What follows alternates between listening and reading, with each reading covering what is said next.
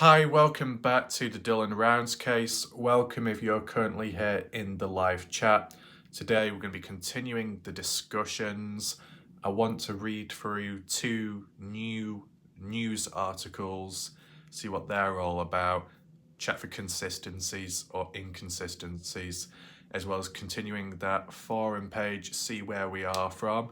I briefly glanced upon it and the way it was worded, although it's from July of 2022. It's just coincidental timing how the wording applies still to this day, right? So as a brief heads up, for some humans that may not quite understand the purpose of the forums, let's say at this moment in time from what we've heard of recently, it still technically applies. Just so like with the map analysis, it's trying to locate Dylan Rounds. Where is he at? More of a greater significance and focus on that, you could argue, because Dylan has already been moved at least once. It's just trying to find the next zone, the next site, right? So that's all under control. As we do go along in this video, feel free to share your thoughts, opinions, and reactions in the chat, right? In addition, later on, we will be commencing mass cleansing, deep cleansing. Some of you know exactly what I'm talking about. Yeah. As for the other humans, oh well, what a shame. But yeah, we just keep on moving forwards. If you haven't already, make sure to check out my previous video. I'll provide a link down below in the pinned comment section covering the Dylan Rounds case. Last night, just to a very small extent, the odd few humans, there's a little bit of tension, a little bit of friction, some attitude issues. We're going to have a brief focus point right now, right? We don't need to go through the comments because there wasn't too many comments on the last video and I did actually get around to replying to them earlier on. So in this just small period whilst we wait and allow for other people to join into the chat, so people are like watching live together without having to catch up on, right? Just do a brief little analysis and summary of the recent humans, the behavioural shift within some, okay? And then once we finish that, then we can move on to the two articles and then the forum and then cleansing. That's the order. Make sure to stick around, okay? So how many individuals are the problem? Holistically, there could be several. From my point of view, experience, and my channel, it's only a couple every now and then. Majority of the time, it's not towards me, it's towards other viewers. Could I call them my viewers? No, I wouldn't say my viewers in that way because they don't have dog collars round their necks. No, there'll be a fair few people that do watch my videos but also engage on other channels as well, which is normal. You will get the odd few people that have ran away from a channel and come here because they can't stand other people, which is understandable. And with the way the case has gone over time, you know, sometimes it's inevitable, right? So I can't say my viewers, but the longer time, the more consistent viewers on my channel, from their point of view, they could argue that a certain percentage or that the majority of the trouble caused, the issues they've faced, if they've been attacked, questioned or not, hounded, could be from another sector on YouTube, another cell, another group, another audience, collectively, possibly, right? I can't say that myself because it's just the odd random person here and there. It could be a long-time viewer, the odd one gone rogue. It could be an outsider. It could be a new person who's impetuous. It's random, right? That's from my experience, at least. Is it any worse in the past to how it is now? No, it hasn't got any worse. It's probably a little bit better now, okay? But one of the key names that did show up last night in the Dylan Rounds coverage was Mr. X, also known as Mr. Impetuous, okay? One of Jim Terry's right-hand bitch boys, okay? With a whiny voice. Always likes to throw in the odd little dig in response to me. So, arguably, he can't get me out of his head, possibly. There was an understanding at some point where Mr. X was like, don't tag us, don't refer to us in the title or the hashtag. And I'd say for the most part of it, that's what I did. I avoided them. And Mr. X himself said, I ain't coming back here. I'm done. I'm gone. And that's how it's been for some time.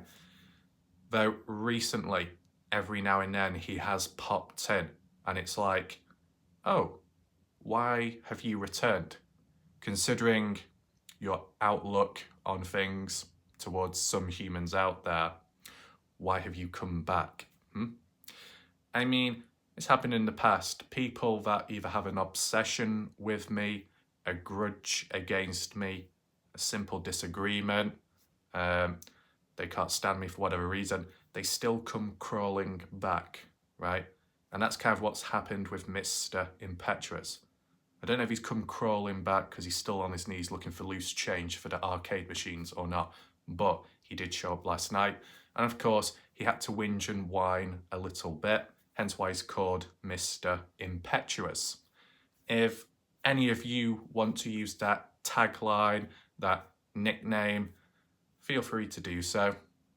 If you want, you don't have to. But, you know, you think of it, certain characters equals certain names equals certain descriptions. You combine it all together as a tagline, it becomes more memorable. It becomes a little bit more light-hearted to break through the darkness, because it's the thing, even No Thanks Doug has acknowledged it, whether you agree with him or not. There's been times where he said as well that in the Dylan Rounds case, you need a bit of humour, you need a bit of light-heartedness just to break things up from time to time, to be able to breathe, to be able to think, to be able to not be so serious or, you know, fixed into the case. Even Candice Cooley agreed as well. So that's like an example of that, okay? But yeah, interesting that Mr. Impetuous showed up, considering he doesn't like being here, but there we go. Was there anyone else? There was another individual, can't remember the name, but they had like the drama mask faces on each end from the start to the end of their username, advertising, you know, whose channel. Nothing new, to be honest, happened in the past. All I would say is, whilst you're doing all this advertising, just also be aware that a fair few people here that do watch my videos were ones that actually ran away from your channel to begin with because they couldn't stand you, okay? Just pointing it out. But referring back to the hybrid viewers that may watch my videos, may watch Pancake's videos, may watch my videos, may watch Jim Toe's videos, those people, they don't seem too problematic, right? Which is a positive, which is a good thing. But as said, towards people that regularly watch my videos, those might see the outsiders as problematic at times, kind of like troublemakers, trouble starters. Whilst they might not be doing it to me, they might be doing it to some of the viewers, longer time ones on my channel. But as said, can't control everything, okay? That block button is always there, so it's not the end of the world. Was there anyone else that showed up last night? You had Mumma Down Under. She returned. Considering that she was done with the channel, you know, she was walking away. She, I guess, looks up to Lance Kelly more, okay? There's a very brief backstory. Mumma Down Under is an individual that supposedly has been around for a very long time on my channel and consistently watched my Kenny Veach videos, okay? I wasn't aware. They went by a different username in the past. Last night I did ask, what was your past username? And their response was, no, I'm not going to tell you. Look for it yourself. And it's like, I assume it's a she, Mumma Down Under. She seems to have a bit of an attitude problem. Behavioural issues, I don't know. But definitely an attitude problem when it comes to answering questions, right? Probably because she was already in a mood. Probably because she was already triggered, okay? Mumma Down Under, Karen Down Under, okay? So there's a little tagline for that. You got Mr. Impetuous, Karen Down Under, and if you want to call it, Salty Karen. You're seeing a pattern emerge within humans. The pattern is whingy, whiners, always complaining, and that's about it. But yeah, as for Mumma Down Under, if I had to think on the spot, who could it be in the past that had a different username that's her? And that's female. The only other Australian person I can remember would be Jazz or Jasmine with a Z. Is it Jasmine with the black hair and the ponytail? I don't know. It's more of a guessing game, but only one can guess for so long until it becomes pointless and unnecessary. In terms of the response by Mumma Down Under, go check for yourself. Bit of a stupid response that. Just be aware that if one was to look at past comments on YouTube, such as my past Kenny Veach videos, whatever username you had back then and that comment you left, if you've changed your username since, it will update as that. So if I look back at a past comment, it will say Mumma Down Under, not the previous username. So it's pointless at the end of the day. You get what I'm saying? If you don't know, how do you find out if you don't know? Kind of like when people tell you to practice this, to practice that, but if you're missing a technique, if you're missing a certain requirement, then you can never improve, right? Just these little key mechanisms, these little key missing functions, and the other human expects you to know. It's very impetuous, egocentric, and egocentric isn't equaling having an ego, literally like that, as Mumma Down Under, misunderstood, okay? So, it was like, do you know what? It got to that point where I was like visualizing Mumma Down Under like a loose pea or a loose piece of sweet corn left on a plate, rolling about. And it's like, what are you doing there? Who are you? What are you? You flick it about, it rolls back. You may squash it, sticks to your finger, and you think, what's the point? Just shoo. Kind of like that, to be honest. There's more of a level of disappointment towards the individual. They're supposedly a long-time viewer, yet their mentality, their behaviour, their levels of egocentrism, levels of impetuousness, levels of having maybe a short fuse, argumentative, and so on. More showing, more telling now than in the past. Disappointing. And simply it. It's disappointing, right? Is what it is. Anything else to acknowledge? I mean, psychologically, there could be factors, whether it be primary, secondary, online, in real life, internal, external, within Mumma Down Under, possibly. They do appear quite emotional. And this is where one of the failures kicks in, right? When you get involved in a case, whether it be solving it, well, Mumma Down Under doesn't seem to be. She's just more watching and complaining at the same time with 0 videos on a channel, 0 content, which is typical with humans. I'd say about 90% 98% of humans that have criticised me, that have gone after me, that have had obsessions, who have been quite standoffish, defensive, emotional, etc., majority have basically had zero contribution to a case, zero videos on their channel. And if there were any videos on their channel, which quite often there isn't, they're from 12 to 9 years ago, image quality, horrendous, blurry, laggy, noise disturbance, shit camera angle, pretty much it, you get what I'm saying? As for Mum and Down Under, zero content on their channel, no surprise there.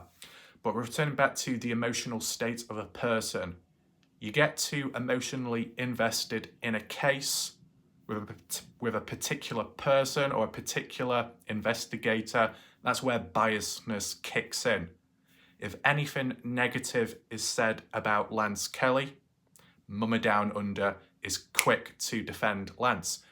There's a level of loyalty, but even that is temporary, you know, kind of like I've experienced. But you put that aside, that defensiveness, the biasness, and also the lack of being able to like understand differing opinions, because in her books, if you question something about someone, you're accused of creating and spreading lies and misinformation. So you're telling me, Mum Down Under, that if a human shat themselves, in other words, if you don't know language, if a human soiled themselves, and I was like, did they really shit themselves? Or did they just imagine it? You know, how did they really know? Did they check inside? Did they see the wetness, the moistness? Did they see any physical matter inside? Does it feel slightly heavy within the trouser department? Yes, no. Or is it just simply wet? Did one just simply have a wet dream and that was it? Will we ever get down to the bottom of it? Mum Down Under, if she listened to that, she'd come on in and say, right, mate, fucking hell, you little cunt, you've been lying all day, all night long. Even the kangaroos are telling more truth and they're fucking drunk on the Fosters. Fuck me, mate. Warlike Wrath, you got to shut your mouth right now. You know, this person is telling the truth. I believe everything they say. You know, they've done nothing wrong. You know, they're perfect. You know, I bend over backwards, mate, if I really have to. And we just keep on going. You know, you keep running your mouth, mate, missing the lines in between. I'm going to carry on complaining because my name is Karen Down Under. Nice to meet you. I'm just going to toddle back off, but don't worry. I'll be coming back, accusing you of all kinds of things and calling you out as a liar just for simply questioning stuff. But as you know, my mental capacity is somewhat limited. Exactly. I'll tell you one thing. A new Australian accent learned on the spot. Okay? So that's a positive. I don't know if Mum Down Under will come out with some cocky response and say, well, actually, I'm not from Australia. I'm from actually here nearby. Well, who cares? There you go. What is very interesting is that if I did a small comparison, the Shack lady, which she's acknowledged herself through some kind of injuries in the past, which has impacted like head injury or something, how one thinks or how one interprets stuff or types things out or says stuff verbally at times, on top of maybe medication at points. Even the Shack lady is more alert and more understandable than Mum Down Under, which is saying a lot, considering that the Shack lady has had injuries over time. But there you go. Was there anything else? But as I was saying, the emotional state of someone, you end up defending them regardless, and that is a bit problematic. You need balance in a case, okay? And that may mean questioning everyone, right? You don't make best buddies with a singular person and lock on and leave it there, because if you do, you're excluding everyone else. Now, is there a difference between a viewer and a person that actually covers the cases? A person that covers cases or a case and looks within, it's more important for them to be more open and balanced, right, than a viewer. But in the position of a viewer like Mama Down Under, how she is, it's still worth not being too emotional when it comes to making choices, decisions, who you listen to, who you believe, who you support, etc. Because I believe you've shown your form of support towards Lance Kelly over time, which is understandable. It's just one of those things where anything bad happens, anything goes wrong, any accusations, quick to defend, but never question. A little bit unfortunate that, and that's what is most disappointing within you, both externally and within one's psychological capacity. Is a great shame, considering a long-time viewer. Now, I don't know what they were like back then because I can't remember who they were back then. And pretty much it. But I think as a general conclusion to these differing humans, okay, whether it be viewers who are toxic or creators who are toxic, at the end of the day, there is much use as a barrel of piss, okay? What do you do with it? I don't know. Maybe just roll it down the stream and let it bob up and down. And there we go. So with that little psychological breakdown out the way, welcome if you're currently here. Welcome if you're still here, of course.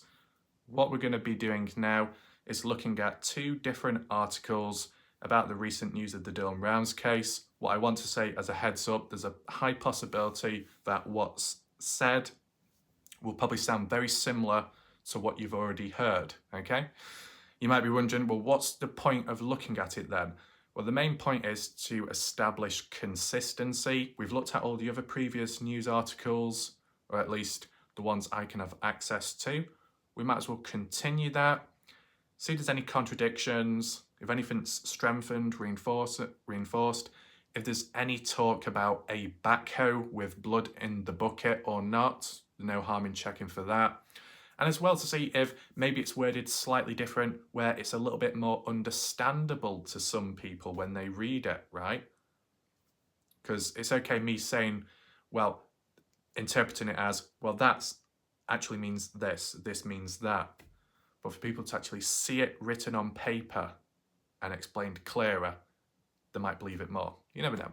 So that's what we'll do in basically a second. And then after, we just transition on to the forum. Okay, let's head on over. So for this one, this is the article by NBC News. So I'm sure most of you would have heard of that news program. And it's titled 10 Months Later, Suspect Charged with Murder of Missing Utah Teen Dylan Rounds.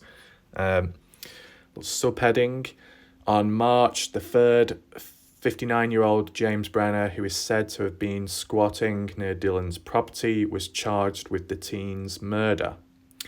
Well, first of all, that is incorrect, okay? Brenner was not squatting near Dylan's property. Dylan's property is 5 miles east of where Brenner was supposedly squatting, okay? Brenner was near to the grain shed. Dylan Rounds does not own the grain shed, though how it was worded previous by Candice Cooley, Dylan had conversations with Candice Cooley in the past about maybe wanting to expand his farm business, the farmland, and maybe buy the grain shed down the line. Okay? As well, still to this day, some humans do question that Brenner wasn't squatting there. He was placed there by the likes of Ed Harshberger. Okay? So not a good start, to be fair. This is by Kiani Reed. Also, I noticed one of the recent subscribers was called Kiana or something. I'm sure I've heard their name before, maybe on Pancake's channel. So I guess shout out to them for recently popping up. This article, March 7th, 2023 at 4:45 p.m. EST. Got a photo there of Dylan. You've noticed when it comes to these news articles, news coverage, they don't really include any other photos of Dylan. This seems to be like the default one.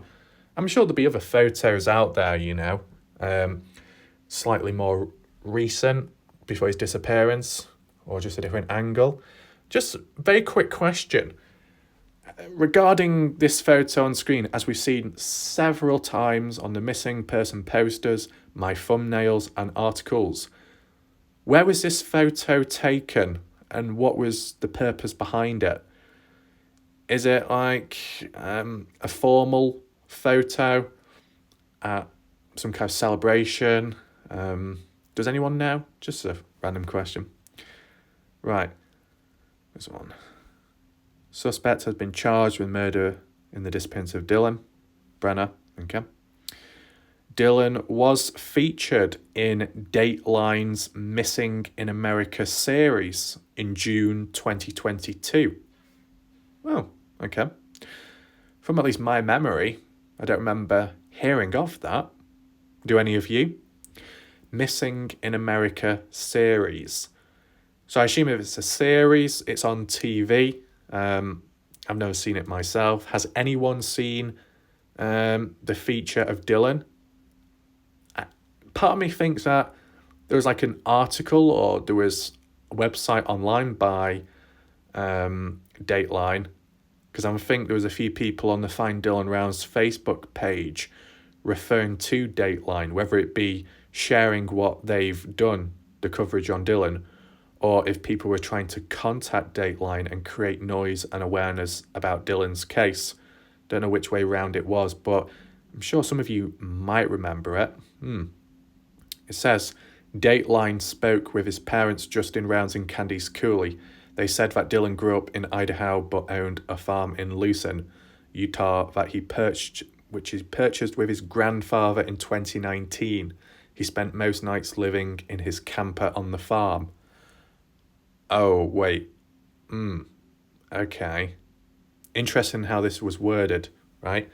The only other time I heard it being worded as Dylan purchasing with his grandfather was when we were looking back at that forum page a couple of months ago, right?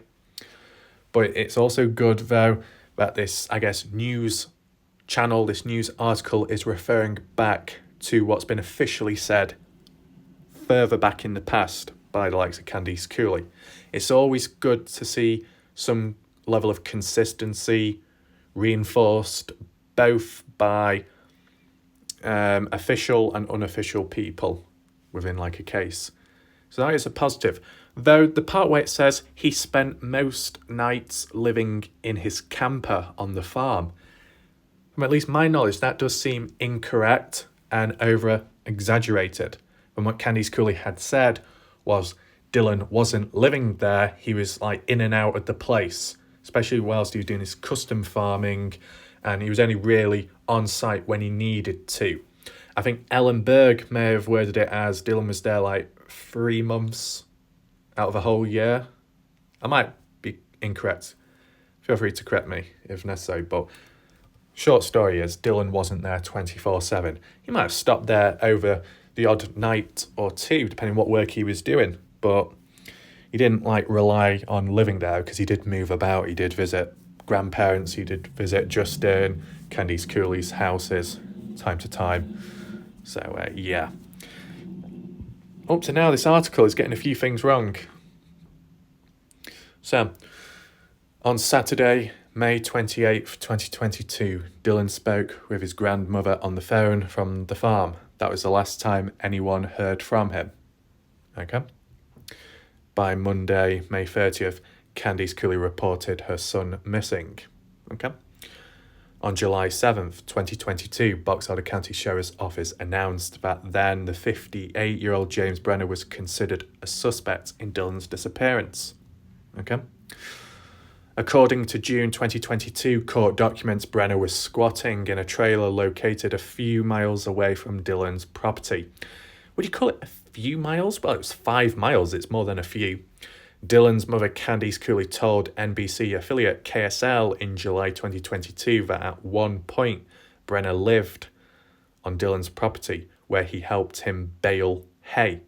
She said that she didn't know Brenner real well, but never had any reason for alarm. Oh, okay. Once again, this is new to me. Not really heard of this before, the way it's been worded. Let me know if it's new to you. The bit where it says Candice Cooley didn't know Brenner real well, didn't have any reason alarm towards him. I do believe Candice Cooley saying that in previous interviews, that she didn't know that Brenner was capable of that there was no concerns or need to, I guess, look into the background of that individual, I guess. So that would make me assume that Brenner never snapped in the presence of Candice Cooley ever, right? If Brenner did snap, Candice Cooley was there, you think maybe she might have questioned or done some background research, right? But doesn't seem to be the case. But the part where it says, at one point, Brenner lived on Dylan's property where he helped him bale hay. I've never heard of that before, right? I assume this was said way back in the past, okay? Understandably, there might be some viewers that have heard this before and it's nothing new to them. But not everyone knows everything, okay? Just let me know your thoughts. Is it really true that Brenner lived on Dylan's property? The only reason why I kind of question it, because there was a time where Brenner and Dylan were living in close proximity together, but that was at Candice Cooley's place in the past. And that was during a time of custom farming, working for someone else, okay? I'm just questioning whether that has been mixed up with this and it's been worded wrong, because the way I read this can be interpreted as Brenner was living at Dylan's farm nearby. Could that explain why there's two trailers there? I don't know. And if they were living close together and yet nothing went wrong back then, what went wrong this time for Brenner to snap? You know, when you try and piece it together, try and understand. It says, the court documents state that on June 16th, 2022, the Box Elder County Sheriff's Office, along with the FBI, searched Brenner's trailer and discovered ball ammunition, ignition caps, speed loads. Yeah, we've seen that before. Brenner had a criminal history. Had? More like has a criminal history. If you say had, it's like it's all in the past. But as we know, it's continued. He's reoffended. So that needs to be worded differently.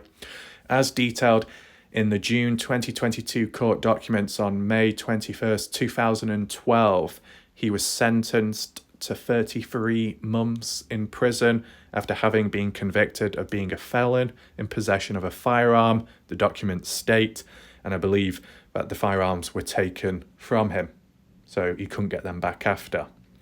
Hence why one of the possible reasons and motives to why post Dylan's disappearance, Brenner wanted the guns to be handed over to Don Hately because Brenner didn't want to lose them once again.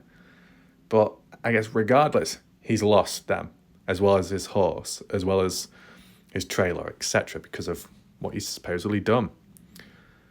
On June 20th, 2022, 1 month after Dylan's disappearance, a friend and neighbour of Brenner's was interviewed by law enforcement, known as Don Hately.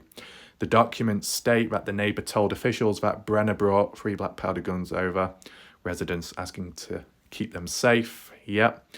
He asked why. Brenner allegedly stated that he wanted to do this for his own safety. The last time had trouble with the law. Everything was taken from him. Yeah.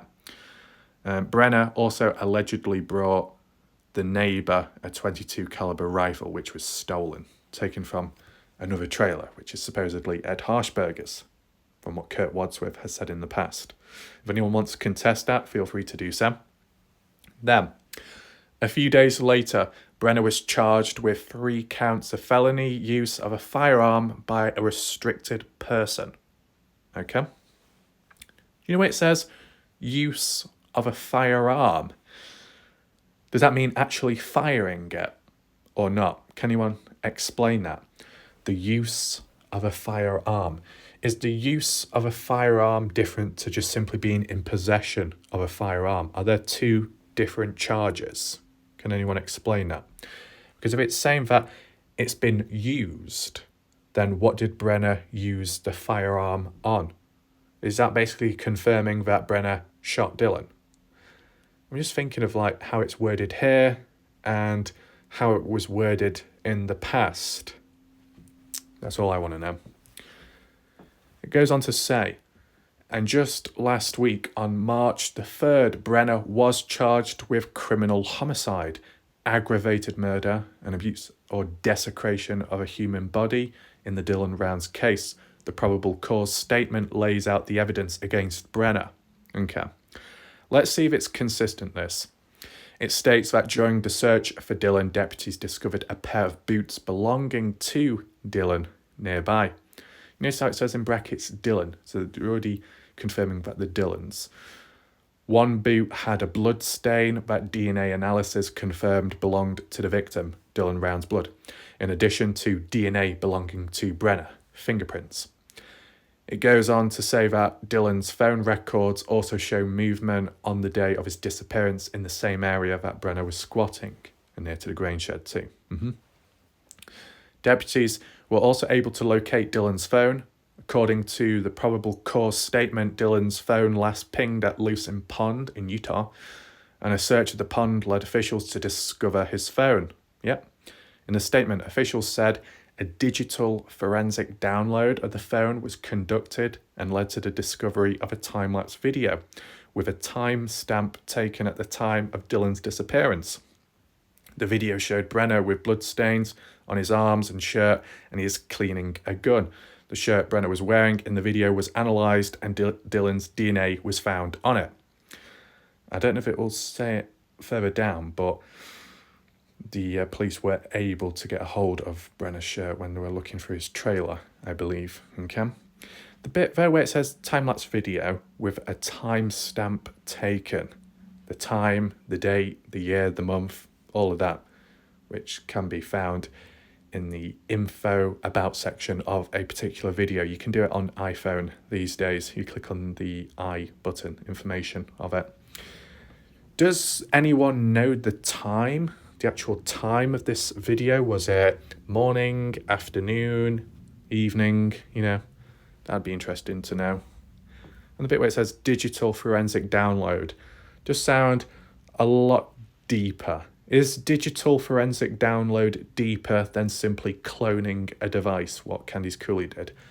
Must be, because it yielded more results, deeper ones. Okay. Most of it seems to check out at the moment. Despite a thorough search, the statement said Dylan's body has not been found due to Brenner removing and concealing it. That's very clearly worded. You get what I'm saying? All the other articles were like, well, because of desecration, they weren't able to find it. And what that led to people believing was, oh, must have chopped him up, must have burnt his body, must have destroyed it completely. People were forgetting that it can also apply to simply moving a body, right? It's almost like an umbrella term, desecration. All these different conditions can fall underneath that term, okay? So as it says clearly here, weren't able to find Dylan due to Brenner removing and concealing it, okay? So there must be a second burial site somewhere, north, east, southwest. How many miles away? We don't know. Dateline reached out to Brenner's attorney for comment, but has not yet received a response. Oh, okay. Well, that's interesting. I've not heard of that mentioned before. So Dateline are still, present right now? Reaching out to Brenner's attorney. Yeah, it must be. I mean, reaching out to the attorney because, like, when Brenner finished with Karen Rounds in the past, and he was like, you know what, you can speak to my legal team. We're done here. And then he's just been silent since. So, you know, you want some kind of communication, you got to go through other people. But there's not been a response received. Do you think there'll be a response received? We'll just do a little poll right now. Do you think Dateline will receive a response from Brenner's attorney? Let me know. Feel free to vote. Right. Goes on to say, on March the 3rd, the Box Elder County Sheriff's Office announced in a press release that they are hopeful that Dylan's body will be found in the future. I mean, it's kind of like, well, What else can you think? You got to be hopeful. And whilst people can say, he will never be found, he will never be found, Dylan will never be found, a couple of people have said that quite strongly. But just remember, technically speaking, if Brenner was arrested immediately, and I mean immediately, there is a much higher chance that the LE or whoever else it was would have found Dylan Rounds at that first burial spot. The only reason why they didn't find Dylan was because Brenner had the chance and opportunity in the past to dig Dylan back up and move him elsewhere. What was the motive for it? Don't know. But, the LE could have recovered Dylan if they were quick enough. Okay? Can you blame them completely, entirely? Maybe not directly. Maybe they were just following through with stuff and they just wanted to see how things played out and how Brenner acted and responded. But my argument would be okay, if they're just taking things slower than usual, to monitor Brenner's patterns, what he does, gets up to, maybe it leads people to the location of Dumb. Well, didn't seem to work out, did it then? You just simply allowed Brenner to do whatever and go wherever. Another question, or like another poll, but we won't do it literally as a poll format because it's too soon, but make sure to answer down below. Do you feel if the trail cams were set up, cameras, at Dylan's farm and at the grain shed, aside from possibly recording the person responsible for returning the key fob and gun back to the trailer of Dylan's, camera could have been useful there. Do you think that if cameras were present at the grain shed, let's say, could it have shown Brenner maybe digging up Dylan? I guess it all does come down to and depend on where the first burial site was, because I have no clue. But if it was nearby and you had a camera present in the area, do you think it would have tied in line and captured him and caught him digging it up? What's your thoughts? Let me know. Yeah. Anything else? Okay, let's carry on reading. After the additional charges were announced last week, Dylan's mother, Candice, told NBC affiliate KSL that her family has fought so hard for charges to be brought against Brenner and that they have won the first battle. And I know the odd few viewers have said, Candice Cooley has fought so hard for getting justice in Dylan's name, but not fought harder enough in trying to find Dylan. Maybe that applies up to a certain point, but if you are 100% sure that Dylan is no longer alive, whilst it's still just as important to, find Dylan's remains, is trying to push for those charges. And from how it's been worded and the general situation, you get charged before you get taken to court and then actually get convicted. That's the order it follows. If it's so like the initial beginning part, which has dragged out way longer than expected, the charges should have been really kind of like in the early days, right? And then if it did happen from then till now, it probably would have followed as putting more time and focus in trying to find Dylan remains. But what Candice Cooley and Justin Rounds have had to do was both fight for awareness on the Dylan Rounds case, fight, I guess, with the LE in terms of taking it serious and taking action eventually, as well as fighting for the charges that should have been placed to begin with, as well as at the same time trying to fight for finding Dylan, I guess, when they can. So there's a lot of multitasking, and that could have been lessened. The load lightened off one's shoulders if things were done properly and earlier. That's the way I see it. Let me know if you agree. Says Candice told KSL that her family is determined to find Dylan's body and will begin the search again immediately after the weather improves in Utah. We will spend the whole summer finding my son and we will find him, she said. Brenner is currently being held at the Weber County Jail in Ogden on those unrelated firearm charges. Okay, so Weber County Jail is where Brenner's held at. Weezer did do some kind of background check search for him at that jail, and his name didn't show up. Weezer said high-profile cases, individuals, suspects don't show up publicly. So I guess that's what Brenner is treated as, high-profile now. Has he always been? I don't know. But I do remember, I can't remember though which channel it was, but one person did make a phone call to Weber County Jail and basically inquired about, is Brenner here, yes or no, and a little bit more. Was it true crime, Utah, Glorindellen? I don't think so. Was it the Shack lady? Small possibility. It's just hard to remember exactly who did it, but someone did make a call and it was confirmed, okay? Is there any mugshots? Does that exist yet? Does anyone know or have or seen mugshots of James Brenner? Is that even a thing? Or does that happen later when you get sent to prison? As said, you got jail, you got prison. Are there mugshots for people taken to jail as there is for people taken to prison? Or is there a certain order it follows in of when things actually happen?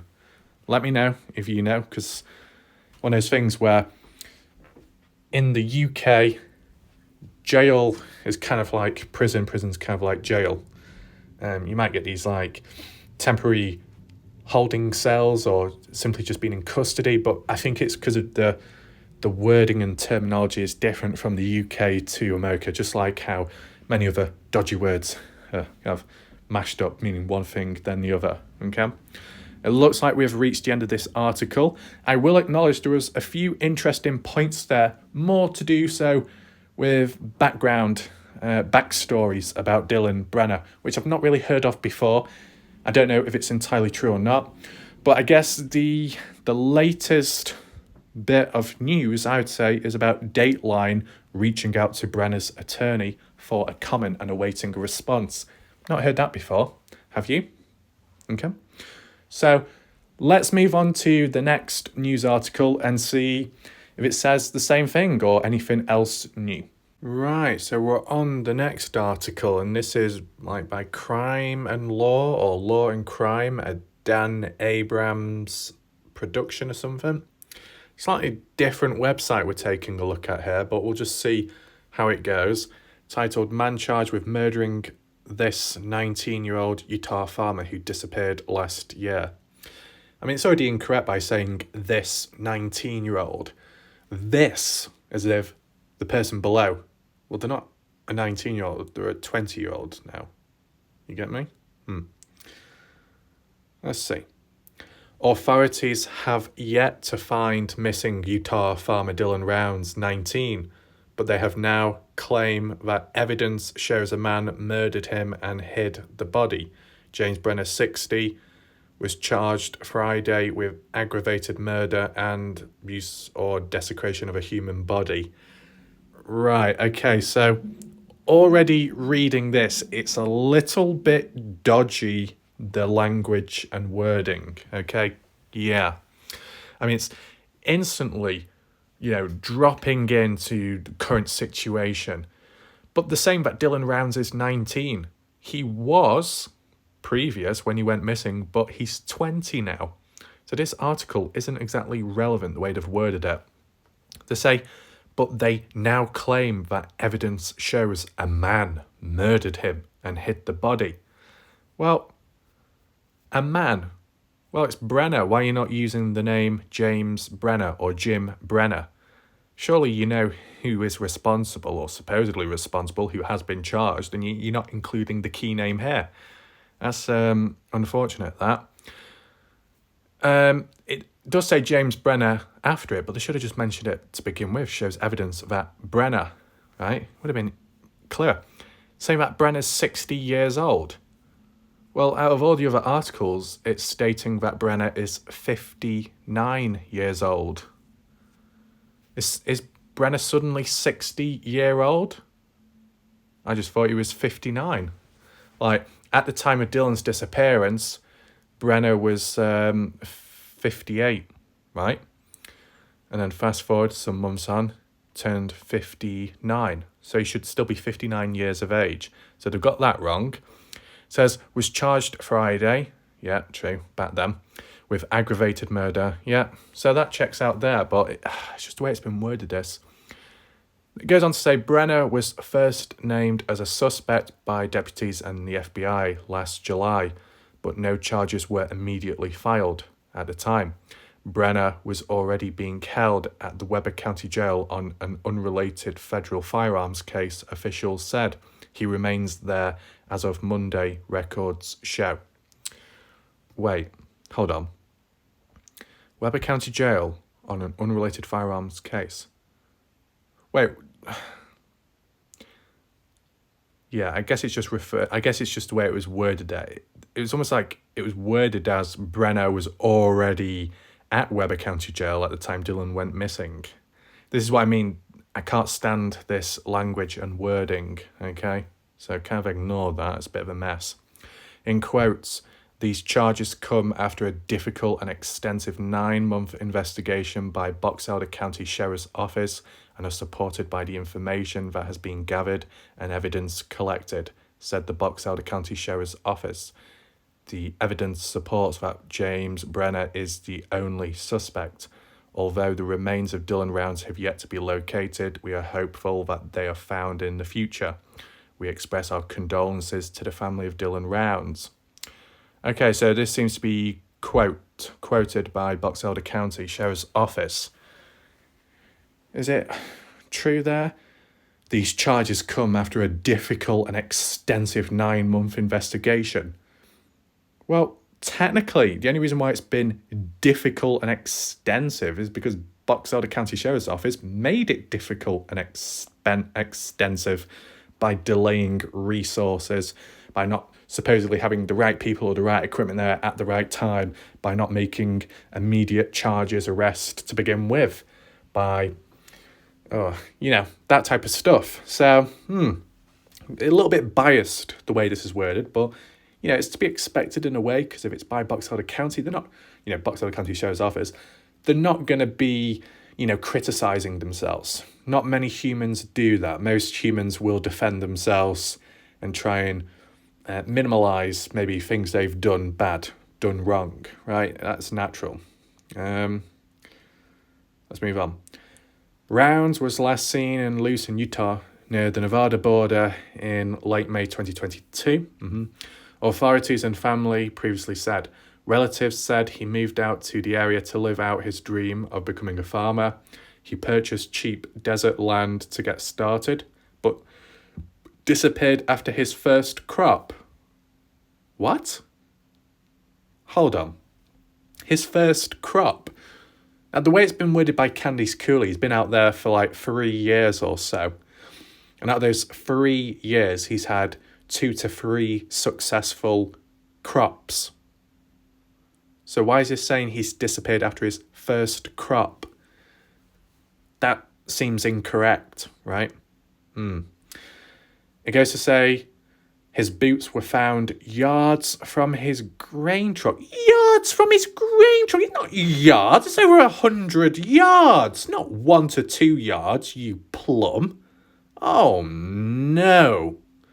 From his grain truck in the opposite direction of the RV camper. And his key fob was missing, his mother said last year. Oh, it wasn't just his key fob, supposedly it was his gun as well. Oh God, this article. Oh no. And it's saying that it's not even talking about the dirt mound. It would have been much simpler to say, so many yards, back there where the dirt mound, the burning pit is located. And yet this article failed to include that about the boots. Goes on to say, from the June 29th, 2022, a complaint in Brenner's ongoing federal case for felon in possession of a firearm. Okay. On May 30th, 2022, Box Elder County Dispatch received a call of a missing 19-year-old male, initials DR, Dylan Rounds. He was last seen in Lucin, Utah area On this day, Dylan Rounds contacted a relative by phone and told them that he was putting the grain truck into the shelter, the grain shed. The shelter for the grain truck was reported to be on a parcel of land owned by Box Elder Land and Livestock, owner initials JC, and is adjacent to two other parcels that are owned by SHRI. These parcels are open to each other and collectively used together. Okay, so they've quoted that at least. Bloody hell. And then what else? Brenner was squatting in the area. Federal authorities claim Round's property was a 5-mile walk southeast of where Brenner was living. They said, yeah. Deputies now say testing revealed Round's boots featured both his and Brenner's DNA. That's true, but it was Dylan Round's blood on one of the boots, and Brenner's DNA was his fingerprints because of picking the boots up and then moving them to the dirt mound, I assume. Okay? So a little bit vague, that wording there, so a bit piss poor. It says in quotes, during the search, deputies discovered a pair of boots belonging to the victim nearby. They wrote in the probable cause statement for the new murder case, one boot had a blood stain that DNA analysis confirmed belonged to the victim, in addition to DNA belonging to the defendant. The victim's phone records were also obtained, which showed movements on the day of his disappearance on a remote property in Lucin where defendant was squatting. Phone data showed that the last signal from the victim's phone was at Lucin Pond, and a search of the pond led to the discovery of the victim's phone. A digital forensic download of the phone was conducted, led to the discovery of time-lapse video, timestamp taken at the time of the victim's disappearance. Yep, we've seen that. Footage from his phone allegedly showed Brenner with bloodstains on his arms and shirt whilst he was cleaning a gun. Investigators claim they analysed this shirt to find Round's DNA. Blood on it, I assume. In quotes, defendant was interviewed and made several claims that corroborated forensic evidence in addition to making numerous demonstrably false statements. Probable cause statement read. Now, that bit about defendant was interviewed. When was the defendant interviewed? Just recently or way back in the past when he was interviewed for the very first time? And has that got anything to do with the lie detector test where he lied? He failed the test, as it says here, demonstrably false statements made. Does anyone agree or separate stuff?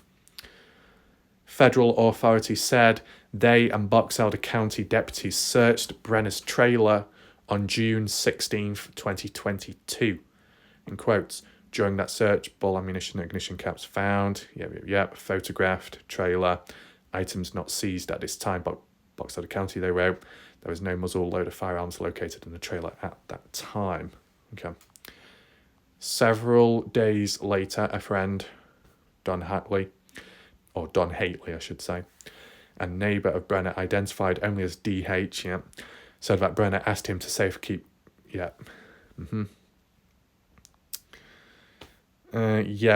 Basically what's been quoted there is exactly what we've read previous, okay?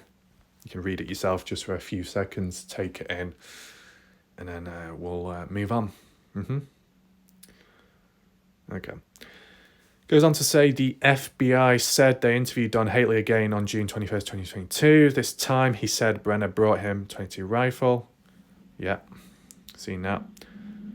Don Hately told us that he didn't mention the 22 rifle when interviewed before because he had been owed money by the rifle's original owner and that he felt he should have a claim over the 22 rifle that Brenner asked him to store to cover the debt. He explained to us that the rifle had been left in a trailer on the property where Brenner had been living prior to Brenner living there by a person who owed Don Hately money. Brenner, upon moving into the trailer, had taken possession of it. Don Hately knew that Brenner wasn't allowed to have firearm charges, criminal history. Don Hately turned over to the FBI the 22 rifle in case that Brenner had personally handed to him and asked him to store. The rifle was loaded with 5 rounds of 22 caliber ammunition. Okay, so I don't remember hearing that about it was already loaded. Interesting. But was it Fast Eddie? Was it Badger? Someone recently in the live chat of one of my videos saying that they found 5 spent shells or 5 spent bullets. something like that. I assume when it means spent, it means like the shell casings, like the gun's been fired, the shells have been ejected. Is that correct? Spent. Sounds like it. They've already been used. But here where it says the rifle was loaded with 5 rounds of 22 caliber ammunition. Can anyone... does anyone know how many rounds can be put into a 22 caliber rifle? Does anyone know? Is it only 5 rounds, or can you put more ammunition in?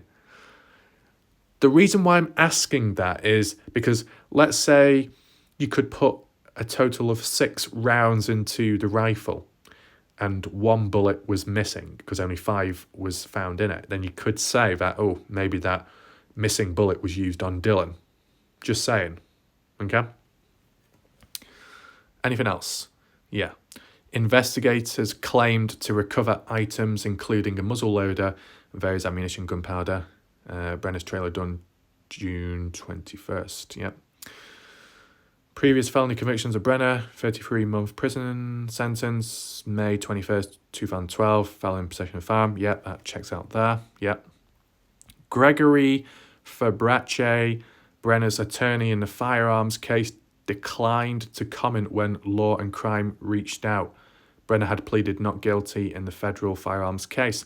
Okay, so Law and Crime is the name of this website, this article they've created. So they have previously reached out to Brenner's attorney, and the attorney declined to comment. Very interesting. So what about Dateline? Have the attorneys declined Dateline as well, or not? Because it wasn't mentioned as a follow-up. Interesting. Also, speaking of attorneys, if I'm correct in saying, or at least just roughly wording it as legal team, I think it was Indiana, someone else that stated last night that supposedly Brenner has some of the best people behind him in his legal team. Don't know if that's entirely true or not. If anyone can back that up, feel free to do so. If that was the case, and they're good at what they do, good at their job, they could be awkward and they could get Brenner a lesser sentence. I don't know if with these attorneys, if they're very awkward, they're open to negotiations, if it came to like a deal being made between one another, trying to get Brenner to confess, like reveal the location where Brenner put Dylan. I'm not quite sure there. The only other thing I would say is, if that really was the case, where did Brenner get the money from to be able to afford them? Yeah, surely Brenner wouldn't have put all his remaining money into this. I mean, it depends. Did he have any to begin with? Has anyone handed over money to him to help him? I remember the way it was worded by one of Joseph Lloyd's comments. Don't know if it's by Kurt, who was responsible for it, or someone else, but I remember it being roughly worded as money was put on Brenner's books. I'm not quite sure what that means, I'll be honest, because how would I know? I don't look into... I'm not like criminal expert, but... Or in terms of prison, in terms of law and all that, because, yeah, simple as. I'm just trying to think, could money have come from anywhere else? I'm not sure. Just let me know your thoughts about that and Brenner's legal team. Is it strong? Is it very good? Or is it kind of basic and average? Because I know it's one of those things where if you don't have enough money to afford the best, you still get assigned someone, but not the best of the best. So it could impact your outcome at the end of the day. But I think it is one of those things where, because of the evidence, material found does stack against him, that he is obviously responsible. You can't really get out of it. You can't escape from this, and we're being charged as well. But in terms of the sentence, the time of that, the length of it, I guess is determined. And still the big factor is to try and recover Dylan's remains, of course, because that would definitely help in terms of nailing a conviction. And yeah, just let me know your thoughts down below to what you thought of those 2 articles. The first one to me was worded fairly well, right? But the second one was poorly worded at times, you know. You could definitely misunderstand it depending on how you read it, first time impressions. Okay, let me know your thoughts too. So I think what we'll do now is actually move on to that forum page, okay? What I also want to say now, just before I forget, and I do actually want to apply it into the next video so we can really focus, maybe try and tell a story again, if you want that. If you want like a map time, map analysis, visual, maybe comparison photo, close-up of the grain shed, because I want to look out for some key signs, okay? If Dylan was supposedly shot. That's all I'll say at this moment. And just focusing on that. Heads up, that should be and will be the next video I cover, okay? So make sure to be on the lookout for that. Should be coming soon as well. So, that out of the way, let's head on over to that forum page now and continue reading. Okay, here we are. Scroll down a little bit, continuing on. Grandma Bear responding back to that missing Utah search warrant executed on suspect.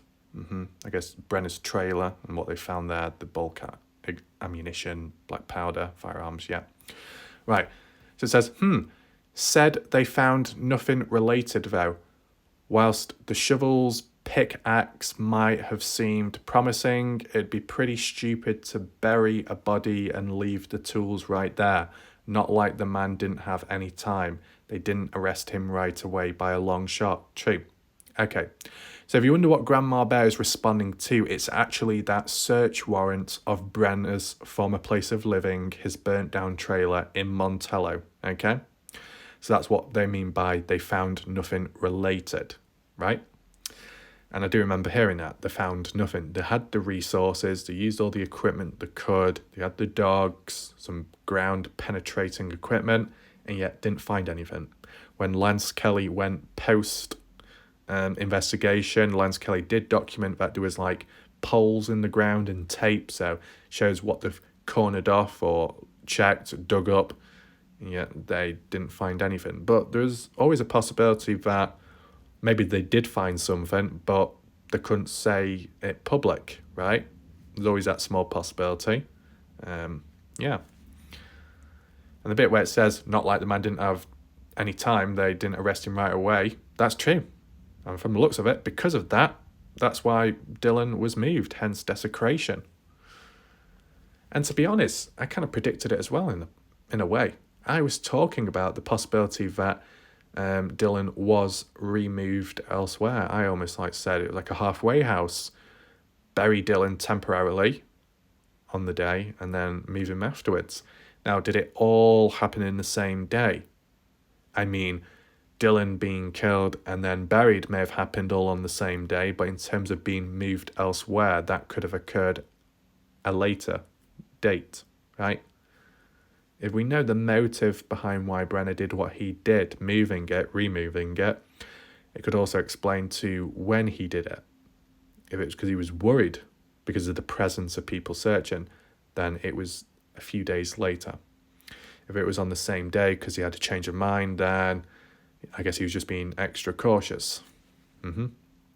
Anyway, Grandma Bear says, clear, there was an explosion. Now that's a bit more interesting, if true, but when was that? For the life of me, I can't remember who Kelly and Corbin are. Please, family? Well, Kelly, Lance Kelly, Earthworm Infotainment, with his wife Kimber and family. Ty Corbin, a separate person. Okay. An explosion, yeah, that's what seemed to be the case, but did anyone hear it or see it? I don't know. Ellenberg, Weezer, do you remember Brenner's trailer exploding in the past? Did you hear about it? Did you ever visit the site? Did you see the smoke in the sky, the atmosphere? Did you hear the boom sound? Let me know your thoughts down below, okay? And this supposedly happened 1 to 2 years ago, probably 2 years ago now with the time going on, okay? Mom wants one agency to take over for the other, and the article says more on that Wednesday, okay? Kimster, I never realised that he had property before, okay? Regina, I'd have expected they'd have already searched that property seriously. They've named him a suspect 2 months ago and they're just now searching that property. Doesn't make sense to me. Anyway, I'm trying to recall what Kurt Wadsworth said about Brenner moving into his place after the fire. Seemed like he said at the time it was around a year ago, probably 2 now, or it was a year that he had lived with him, one or the other. Either way, it's over a year ago. Lol. In response, Kelly and Corbin. I never even heard of them, but from what I can tell, they appear to be locals who've uploaded YouTube videos searching the desert looking for clues, and I see they've been active on other YouTubers' channels discussing other residents, so the live streams, interviews, call-in panels. Anything there which is new to me? Just a tiny bit new to me, but I do remember the odd viewer bringing it up about Brenner staying with Kurt Wadsworth post Brenner's property trailer burning down and exploding. Okay, how long for? Not quite sure. If anyone knows, feel free to list it down below. But what I would say is, maybe during that time of Kurt taking Brenner in, maybe a friendship or some kind of understanding hardened, formed, strengthened, maybe. Maybe that's why the likes of Kurt is in denial that Brenner is in fact innocent in the eyes of Kurt Wadsworth as of recently. Maybe. Do any of you know how close Kurt and Brenner are to one another? Because throughout all the articles I've read and, the interviews by Candice Cooley, for the most part of it, they've not really said Kurt is longtime friends with Brenner, right? Most of the time, and the articles today I've read as Brenner's friend, Brenner's neighbour, Brenner's longtime friend, Don Haley, right? Is there a closer bond between Don and Brenner than there is between Brenner and Kurt? Let me know. Who's got more history, more of a backstory? I'm sure Brenner might have been grateful towards Kurt for Kurt allowing Brenner to stay. Just thinking. If that was like a year or 2 ago, Dylan technically was still in the area, if I'm correct in saying. So, if that all happened, did it ever get to a point where Dylan stopped the night at Kurt's whilst Brenner was living there too? Like a threesome. I'm not saying a threesome in fiddling about activity. I just mean 3 guys, 1 trailer. Oh shit, that sounds even worse, doesn't it? But you get what I'm saying, right? Maybe all in the proximity of one another, close. Possibility, I don't know. Right, anything else that needs to be read here? No. Guess who? I agreed to a certain point, but sometimes it takes time to get enough info required for a judge to sign off on a warrant. We've seen cases where it's been 6+ months before prime areas were given a search warrant. Regina says, you mean they could have enough to name him a suspect, yet not enough to obtain a warrant? That doesn't make sense to me. Grandma Bear, from my recollection, it isn't his property, but he had permission to have a camper or shack there and use it. I think Mom must almost mean his in the sense that a rented apartment is the tenant's as well. I think they just mean his place and not Dylan's property. Wait, is Grandma Bear talking about Brenner's former place of living or near to the grain shed? Because he was given permission, supposedly, to have a camper near the grain shed, but I don't know about the place in Montella in the past. So why do you keep calling it a shack? A fucking shack. Shake Shack the room. No. Grandma Bear. I know a few have been active talking to YouTubers but can't recall the names. Some of them aren't helping by doing so, if I recall either. Not sure if it was these 2. I thought at first on reading the article above maybe they were PIs or something the family hired. Locals make more sense, I guess. Kimster, for some reason I thought he was just squatting on Dylan's property, or is he the one who moved? Now I can't remember who was who. Don't be too confused, it's okay. Guess who? Search warrants have to be specific and detailed of exactly what they are looking for and where they are looking for it. And if they screw it up, they probably won't get another shot at it. If they look in the wrong area for the wrong thing, they just possibly screwed the entire investigation. Right. I guess they did a thorough check, at least with Brenner's burnt down trailer. But then again, they went back to the pond to be able to keep looking there, but I guess they had a bit more leniency. Utah search warrants, according to this website. When can law enforcement get a search warrant? Okay, so this is just like a brief little description, backstory of a search warrant, how they can get one. I'll read it to you just in case you're interested, right? It says, a search warrant is only issued if there is a probable cause and it's supported by oath or affirmation. A law enforcement officer must complete an affidavit and the details must describe the person or place to be searched and the person, property or evidence to be seized. If there is property that is evidence of illegal conduct, but there isn't probable cause that the person who has it is part of the illegal conduct, a search warrant is only issued if the magistrate finds that the evidence can't be obtained by a subpoena or would be destroyed if subpoenaed. For these cases, the magistrate will include following conditions with the search warrant: protection against unreasonable interference with normal business, protection against the loss or disclosure of protected confidential sources of information, protection against prior or direct restraints on constitutionally protected rights. In addition, for violations of law in relation to health, safety, building, or animal cruelty, a magistrate can issue a warrant for the purposes of obtaining evidence of a violation if there is a probable cause.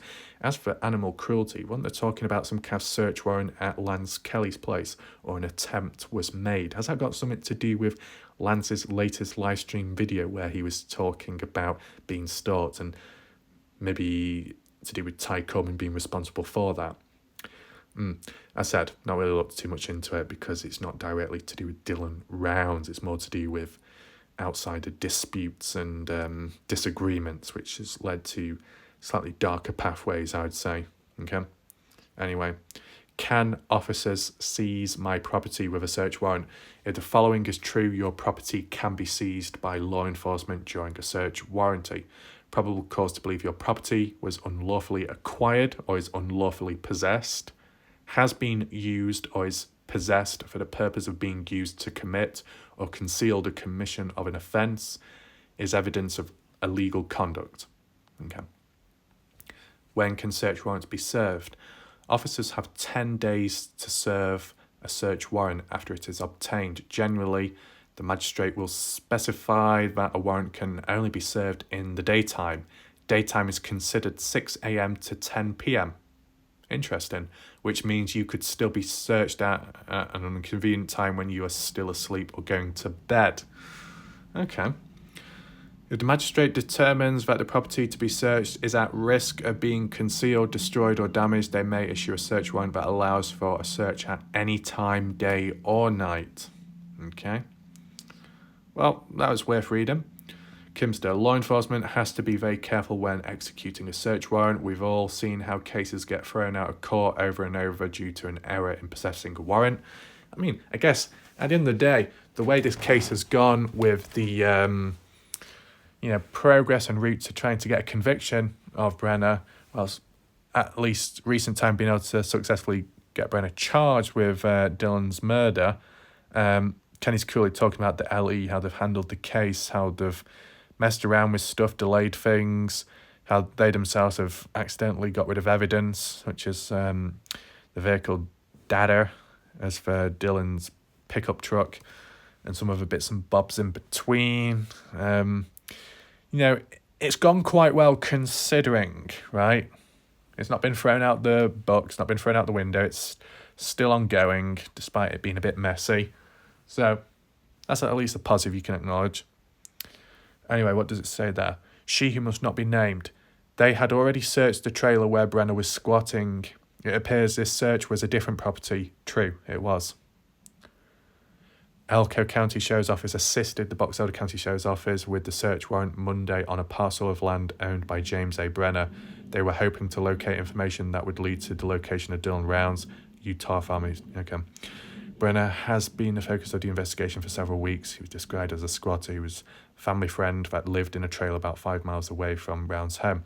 Utah law enforcement requested assistance from the FBI and the Davis County Sheriff's Office, and they searched Brenner's trailer in mid-June. So I think that's summarising from Elko County property. Huh. Yeah. Well, weird how once again it was saying that Brenner is a family friend of the Cooley's Rounds. Interesting. And Candice Cooley has denied that recent. Regina says, yeah, well, if they'd known Dylan, I'd be interested to hear what they have to say, but I don't think they did. Yeah, property was in Nevada, Montello, I'm pretty sure. Yeah. Missing in Utah, Dylan Round's mother calling for transparency. I think I remember this one. Let's just read it anyway. She must not be named, posted this or reposted it, saying, a vehicle fob mysteriously was placed back into Dylan Round's camper after he disappeared. The fob belonged to Rounds. His pickup truck was parked outside. It had been power washed, perhaps in an effort to cleanse the vehicle. So this is saying it had been power washed. Interesting. The new information was found accidentally on the NAMUS website. I documented it. NAMUS is the National Database for Missing Persons and Unidentified Persons. Dylan Rounds is on the database. The information on NAMUS page said truck was locked and the key fob was missing. However, the key fob was brought back and placed in the residence by an unknown person. Caught Candice Cooley Rounds' mother off guard. In quotes, I disputed that in an interview after interview because I was told to do so, said Candice Cooley. It doesn't get leaked to the media. We don't want to jeopardise finding our son and to find out Box Elder releases it. So that gives it from Candice Cooley's point of view what she had to do and what she had to go through at the time then, which was basically lie to save the case. Interesting. She said she received an email from Box Elder stating it was mistakenly placed on the page and has since been removed. True. Cooley said it's another example of the lack of transparency by Box Elder County Sheriff's Department, which is investigating the disappearance of Dylan. In early June, the sheriff named James Brenner a person of interest in the disappearance of Rounds. Brenner is currently in Weber County Jail, still there today, where he is facing unrelated charges of a gun violation and assault, and of course recently what we've heard, been charged of Dylan's murder. On Monday, his property, which is located near Montello, Nevada, was the focus of a search warrant. Cooley said she learned about the warrant from the FBI. She said Box Elder never mentioned anything about it to her. Box Elder is still lead, she said, but they don't communicate with us. They don't say anything. We have no clue. Cooley said in mid-June she urged Box Elder authorities to search Brenner's property. We were told it's of no concern, she said. On Tuesday, the Elko County Sheriff's Office posted on their Facebook page that they had assisted Box Elder in searching Brenner's property, but no items of interest or evidence was discovered on the property during the search. Right, this is still to do with the burnt down trailer, I assume, in Montello. Meanwhile, on Box Elder County Sheriff's Facebook, there was no mention of the search warrant. Yeah, I remember now. We're back at this complete dead stall, Cooley said. I'll be honest with you, the last time I talked with anybody, an actual voice talking, is June 16th from Box Elder County. Ever since, not much. They did like a Zoom call meeting, but that didn't go down well. On Monday, Cooley sent the Sheriff's Office an email asking them to step down from investigating his son's disappearance. Obviously, that never happened. Turn it over to another agency. Let's get some help, said Cooley. Since early June, Box Elder County Sheriff's Department has not returned any of the ABC4's requests for the comment on the stories about Round's disappearance. Wednesday was no different. A person of the Sheriff's Office said that the spokesperson was out of town and unavailable to comment. Yep, most of that we've already seen and read. Dylan's NAMUS page. For your information, anyone can add a NAMUS case. It's possible a third party added that information about the key fob in error. Might not even be accurate info. Well, no, it's possible that a third party added that information. Well, most likely by the police, like by signing in, having the information to do so. I feel like basically the person who set it up. That profile on the database was the one that also edited it afterwards and accidentally leaked that information, basically. But, you know, from the looks of it, at the end of the day, despite being a mistake, it didn't seem to jeopardise the case. Once again, so that's not too bad. Kimster. I was thinking that if it's true, why remove it? You can't put the toothpaste back in the tube. But if it wasn't true, best to remove it. Well, to be honest, I have actually been able to put toothpaste back in a tube. You just have to press down on it. A little bit messy, but it is possible. Grandma Bear, what's this about? Oh God, here comes the wave of the fucking paragraphs. It says, though, Box Elder said it was a mistake and took it down so it would appear they did it. I don't know what to think on what she feels. It isn't atypical for Ellie not to share everything, even with the family, and she's out there front and centre and on YouTube podcasts. YouTube podcasts? No, it's not podcasts, it's Q&As, it's interviews, and that's it, etc. So they may worry something will get released that shouldn't be, etc. I do get where she's coming from, though, and it seems Box Elder is not doing their job or communicating well with family, and they should at least be keeping them somewhat informed on a regular basis, even if they can't share much. If that is the case, then they say that when they make regular contact with family. On the other hand, she does seem to expect a level of things, and speed isn't typical in any case. Not that I wouldn't like to see it be a lot better than it is. Searches do take warrants as well, and it appears when they finally got one, they found nothing. Probably because she pointed it out, so they removed it, but now she has told everyone it was on there, so yeah, what difference does it make to remove it? Mistake was already made. Yeah. And last comment by Grandma Bear. Oh, we're actually in August 18th, 2022. Interesting. Duty Ron, YouTube is to have Dylan's mom on tomorrow night. I don't have a link or time, but it's about things like the County LA she's unhappy with and more. Just a heads up if anyone wants to watch it and look out for it. Okay, so we're on page 20. You see only only 4. Not bad. Okay, I've got too much more to go, so that's fine. We will follow on to the next page next time in the next Dylan Rounds discussion, okay? Right, so I was going to end the video right now, but whoa, we're not finished. We still have more to look at, so don't go anywhere. What I said earlier about checking the previous comments out on the last video, well, basically, they were answered, and then shortly afterwards, there's some new interesting comments, okay? I think there was a pre-existing one which should also still be read out in this video. Although I kind of responded to it, it needs to be focused on, hence the title of this video as well, which you'll see at the extension part about maybe Ed Harshberger, about this whole Backhoe discussion, because it's only right we continue the discussion considering that's what it was on about the previous video and so on, right? Keep that consistency up, keep these relevant talking points up in case any new information comes out, any new confirmation, okay? I know someone said, tell Ellenberg about Backhoe or something. I'll remember to try and do that, okay? So it's under control there, don't worry. But there was another comment as well, which was also about the Backhoe, so we might as well show it, and it's by Big Bad Bob. Who's Big Bad Bob? It's Bob Farrell, okay? Bob Farrell. I think I kept calling him a feral animal accidentally. Farrell with an A. So apologies about that. Let's move over to YouTube now and check these comments out and see what they've got to say, if there's any depth to it. And then, of course, you can give your own thoughts and opinions in the live chat. And what I will do, because like I did last night, I'll add in overtime as well, just so there's a little bit more time for people to talk on and discuss it, so there's enough time. Okay. Right, just scroll up a little bit. There we go. We got the comment by Indiana and Bob 5 hours ago. Let's start with Indiana. Indiana suggests, I wonder if it is Ed Harshberger's Backhoe that was taken from the grain store and not returned by LE, and that is why he asked for Kurt Wadsworth to bring down his Backhoe from Dylan's farm to carry on the work at the grain store. there was work being done digging up around the grain store itself, and why in the middle of the job did Ed suddenly disappear at that same time of Dylan's disappearance. Strange. I mean, some interesting points there made by Indiana, and it kind of does make sense when you think about it.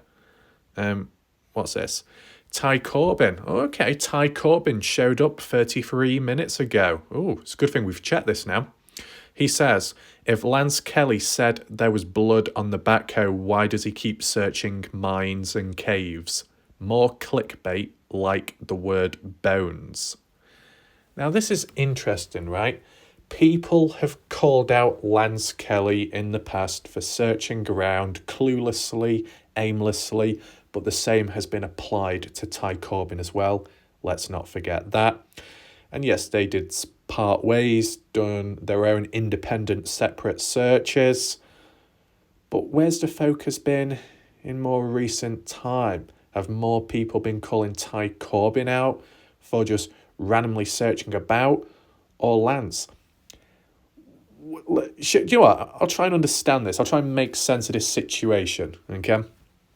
Ty Corbin has ideas of locations where Dylan could be at high probability areas away from the farm, right? I've not heard Ty Corbin talk about the backhoe with blood on it, right? So that explains to an extent why Ty Corbin is, or at least was doing what he was doing previous, searching about, looking at areas, as well as even documenting Lucin Pond to keep it relevant and up to date. So yeah, that kind of makes sense. As for Lance Kelly, him searching about where he does, that's because he said that the LE told him to search there. But, you know, the LE have gone quiet since, so I'm sure it's okay to be searching elsewhere as well. I guess providing you're not directly at the grain shed or the farm, because that could get very messy, of course. But, you know, bit of thinking outside of the box. Does that actually happen? Not quite sure. Ty Corbin acknowledging a valid point that if you think the backhoe is involved in Dylan's disappearance, that maybe it's closer than you think, then why aren't you there right now? In Lance Kelly's defence, well, if it is supposedly on site, you can't get on it. You could get in trouble. If there's a new grain shed owner, it could get even more messy. Candy's coolly saying if anyone dares stepping on that land, the grain shed owner, the new one, will press charges. So I can understand why Lance Kelly may be restricted, why he can't go to some locations and spots. Same applies to Ty Corbin. But I think what Ty Corbin is suggesting is that he feels as if Lance Kelly is certain that Dylan is in a restricted area which can't be accessed, then what's the point searching about elsewhere where there's no chance of finding Dylan? I think that's what Ty Corbin is saying.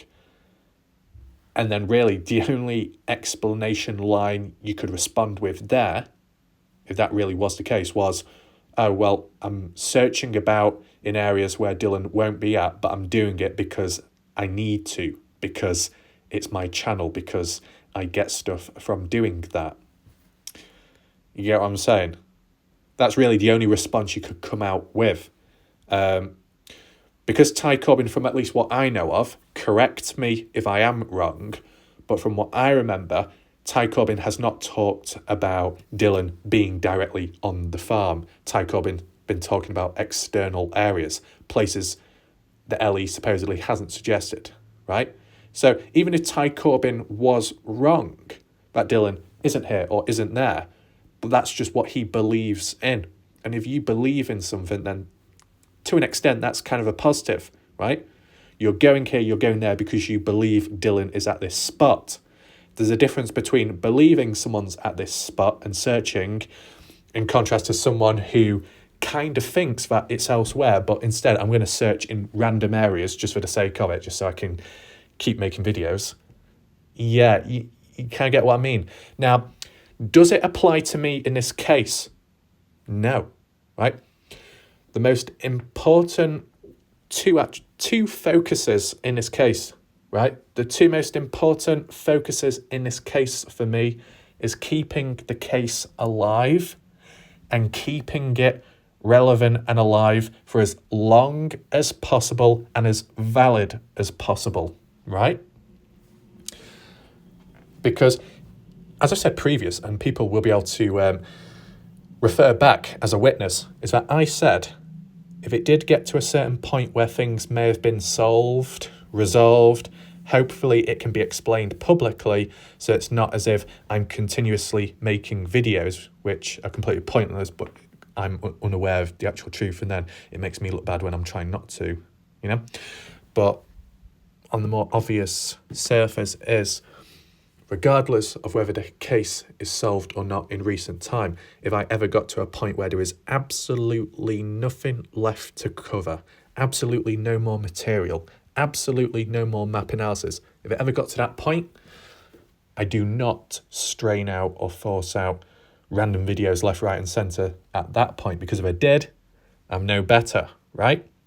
So, already under control, already in advance, already explaining these foundations and these structures. So, you know, people can't complain, okay? But I kind of understand what Ty Corbyn is talking about here. Do you agree with it? Do you agree that Lance Kelly is searching about in pointless places, but he knows what he's doing, and he's doing it because he wants to and he has to? We'll do a poll now, okay? Feel free to vote right now, okay? So, yeah.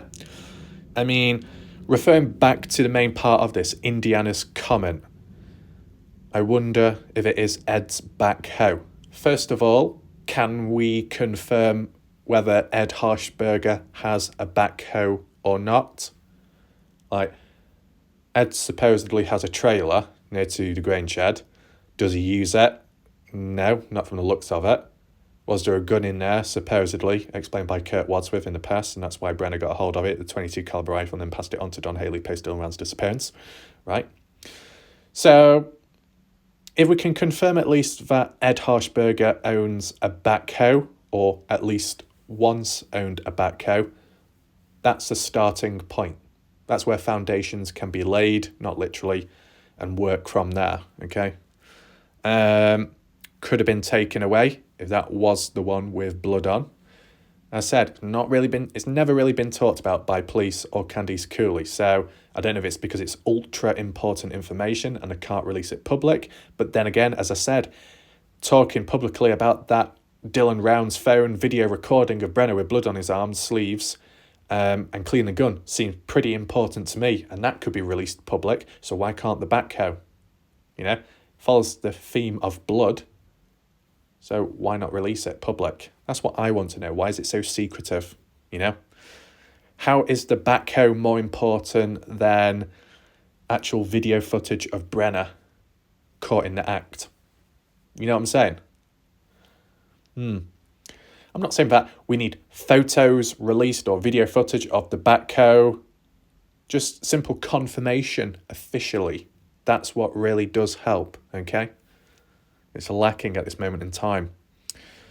That's why I asked Kurt to bring down his backhoe. Yeah, that is a valid point now, because Kurt's was at Dylan's farm, and then fast forward on, then it wasn't, as we saw with the heavy D footage, okay, at the very beginning of the case.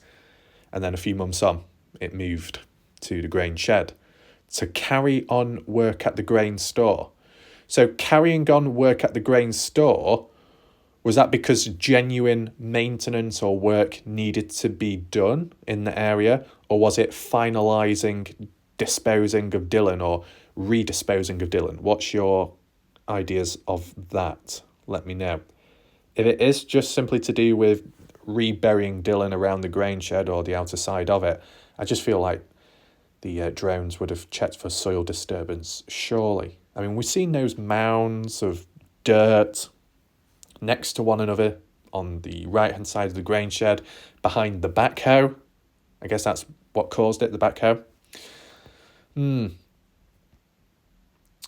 But, yeah.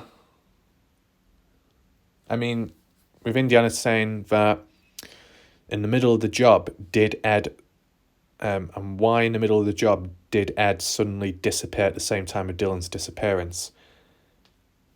Yeah, I mean, Weezer, Ellen, have you heard of Ed Harshberger since? Any talk whatsoever? Any knowledge about him? Updates? No harm in asking. But yeah, the odd few people have disappeared with time, and could be genuine, could be suspicious, but when it's just before or just after a person going missing and also turn into a homicide case, very coincidental. It can start looking like it may have been planned. Right, let's just look at Bob's question now. Bob Farrell, I wonder if James Brenner used the backhoe to dig a hole and put Dylan in. And if he did that, another question for Kurt, how would you feel to find out he used your backhoe to do that? Your best friend, James Brenner, dug a hole and put your other best friend in it. I don't think he's in a shaft. I think he is a grave dig by Jim Brenner with Kurt's backhoe. Okay, interesting point by Bob. I mean, from, like what I've seen in terms of the footage, that backhoe, Kurt's, which is the one at the Grange shed, is still there to this day. If anyone can correct me, feel free to do so, but I've not seen any changes since, right? If that truly was the one, Bob, surely the police would have taken it away. If they'd taken the other trailers away, Dylan's trailers, maybe, at one point Dylan's truck, Dylan's phone, all these different possessions and items. Why take all that away but leave the backhoe behind, unless the police were completely clueless of it? That's all I could think of. So there is a possibility that we could combine Ed Harshberger's, the comment about Ed Harshberger by Indiana here, combine that partially with Bob Farrell's comment and say that maybe Bob could be correct that a backhoe was used, but maybe not Kurt's. Ed Harshberger's backhoe was used, but it was Brenner behind the wheel of it, in control, and dug a grave for Dylan. Was it used the first time or the second time? I don't know personally. If we had to do some kind of a map analysis to try and figure it out, I guess we could, but it would be good to have a rough idea location to where the first burial site was. If you think about it now, the first burial site, Dylan is no longer there. So they could reveal the location, or at least roughly give a description, because it would really help in like a visual sense if you used to do like a starting point. Do you know like how they've done the phone pings in the past? First phone ping of the day, final phone ping of the day.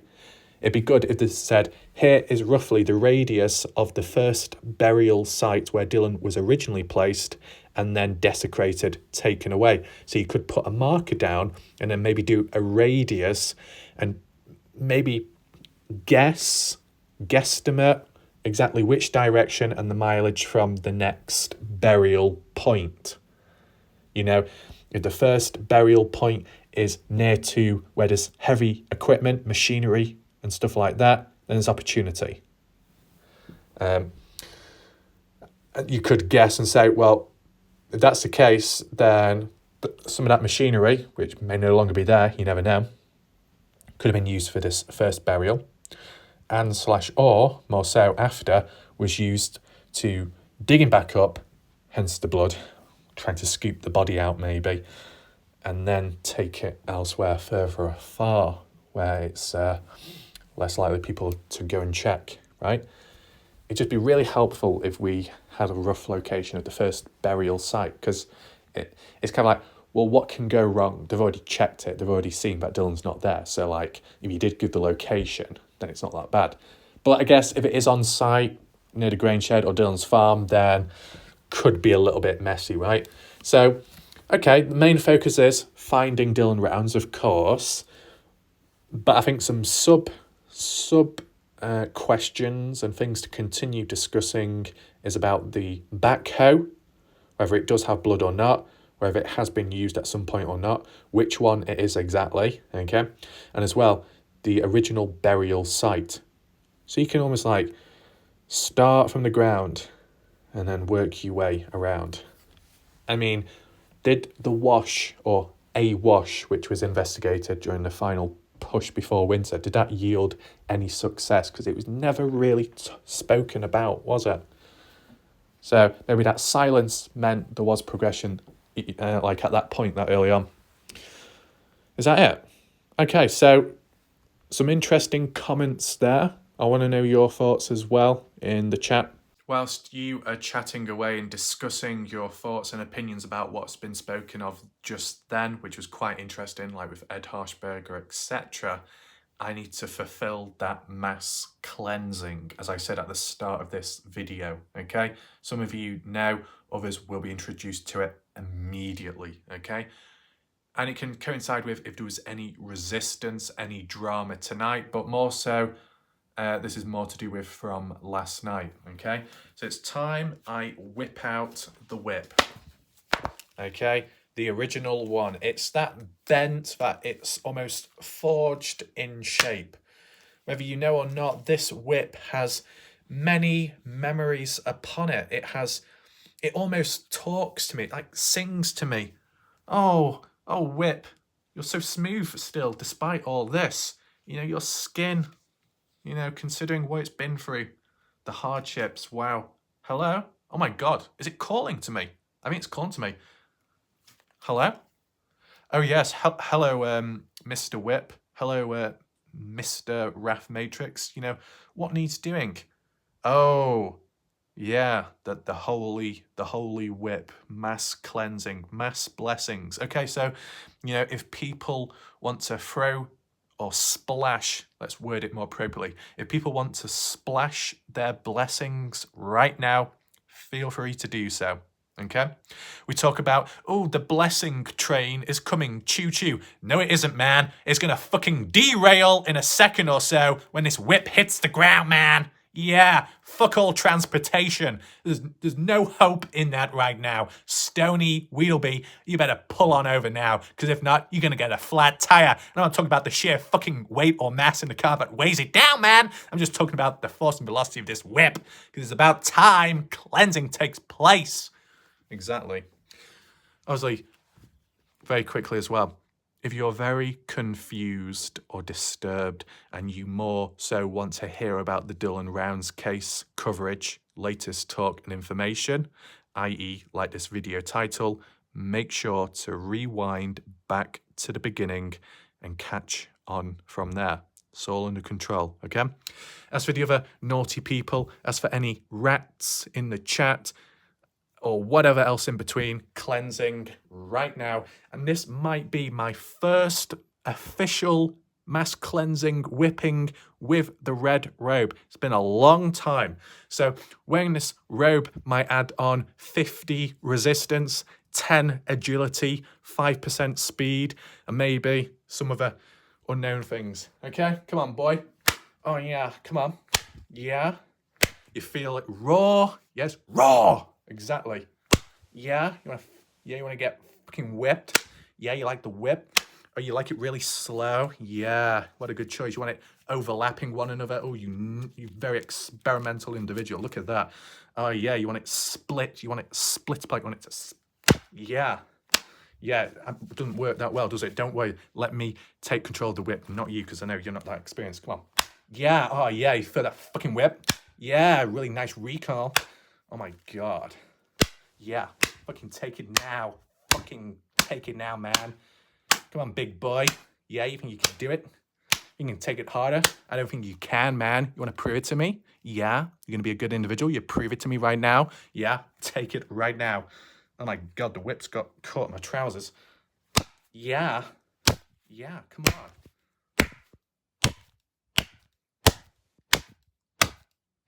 Stinging, isn't it? It's very sore, very raw.